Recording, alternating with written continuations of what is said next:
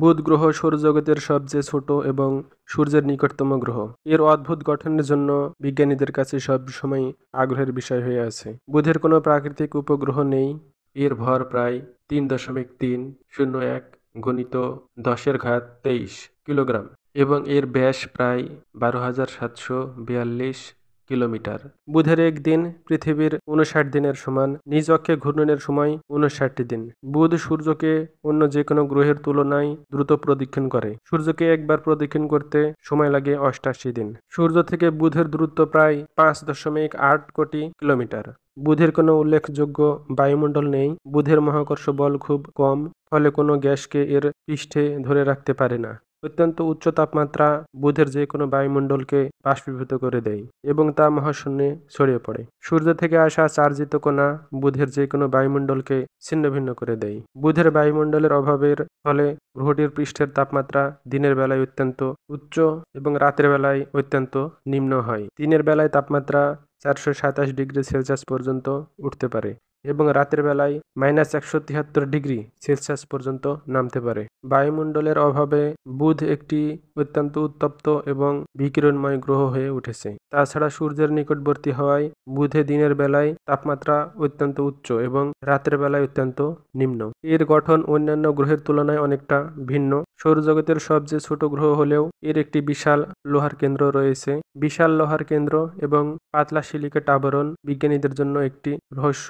বুধ প্রধানত ভারী উপাদানগুলো দিয়ে গঠিত, অর্থাৎ এই গ্রহ শুধু কঠিন পদার্থ দিয়ে তৈরি। তরল ও গ্যাসীয় পদার্থ নেই বললেই চলে। বুধ গ্রহের গঠন অন্যান্য গ্রহের তুলনায় অনেকটা ভিন্ন। বুধের সবচেয়ে চমকপ্রদ বৈশিষ্ট্য হলো এর বিশাল লোহার কেন্দ্র। গ্রহটির মোট ভরের প্রায় ৭০% জুড়ে এই লোহার কেন্দ্র রয়েছে।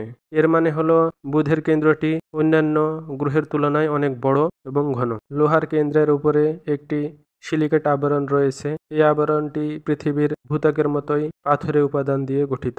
এখন প্রশ্ন হলো, কেন কঠিন পদার্থ দিয়েই এই গ্রহ গঠিত? প্রথমত, সবচেয়ে জনপ্রিয় তথ্য হলো বুধ গঠনের পরপরই একটি বিশাল বস্তুর সাথে সংঘর্ষ হয়েছিল। প্রতিটা গ্রহের কেন্দ্রের দিকে ভারী পদার্থ এবং বাহিরের দিকে কম ভারী পদার্থ থাকে। এই সংঘর্ষের ফলে বুধের বাইরের অংশ ছিটকে অন্য কোথাও চলে গিয়েছিল।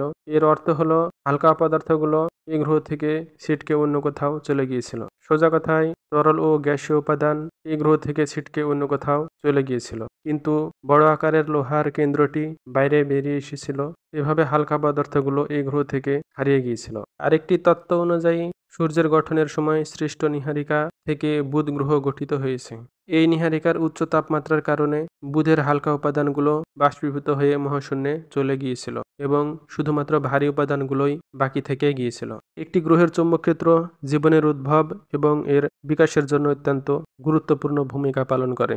বুধ গ্রহের গঠন এবং এর চৌম্বকক্ষেত্রের মধ্যে একটি অদ্ভুত রহস্য রয়েছে, যা বিজ্ঞানীদের কাছে দীর্ঘদিন ধরে একটি রহস্যের বিষয়। সাধারণত একটি গ্রহের চৌম্বকক্ষেত্র তার কেন্দ্রে গলিত লোহার সঞ্চালনের ফলে সৃষ্টি হয়। এখন প্রশ্ন হলো, বুধের চৌম্বকক্ষেত্র তাহলে কিভাবে সৃষ্টি হলো? আশা করা যায় বুধের চৌম্বকক্ষেত্রের অধ্যয়ন গ্রহটির অভ্যন্তরীণ গঠন এবং বিবর্তন সম্পর্কে আমাদের নতুন ধারণা দিতে সাহায্য করবে। আশ্চর্যজনকভাবে বুধের মেরু অঞ্চলে বরফের অস্তিত্ব পাওয়া গিয়েছে। মহাকাশ থেকে প্রেরিত রাডার সিগন্যাল এর মেরু অঞ্চলের বরফকে প্রতিফলিত করে পুনরায় রাডারে ধরা পড়ে। এই প্রতিফলিত সিগন্যাল বিশ্লেষণ করে বিজ্ঞানীরা বরফের অস্তিত্ব নিশ্চিত করেছেন। এই বরফ সম্ভবত ধূমকেতু বা উল্কার আঘাতের ফলে এসেছে এবং সূর্যের আলো না পৌঁছানোর কারণে এটি গলে যায়নি।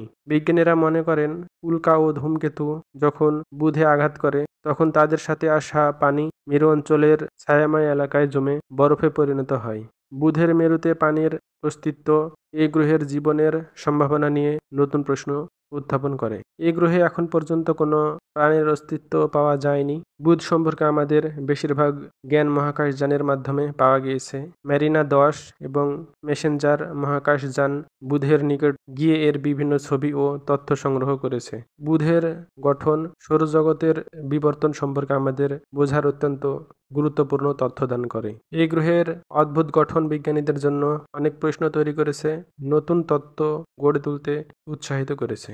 আজ আমরা বুধ গ্রহ সম্পর্কে এই পর্যন্ত জানলাম। পরের কোনো ভিডিওতে আমরা অন্য কোনো গ্রহ সম্পর্কে জানব। ভিডিওটি শেষ পর্যন্ত দেখার জন্য আপনাদের সবাইকে ধন্যবাদ। আমার এই চ্যানেলটি লাইক, শেয়ার, কমেন্ট করে আমার পাশে থাকবেন।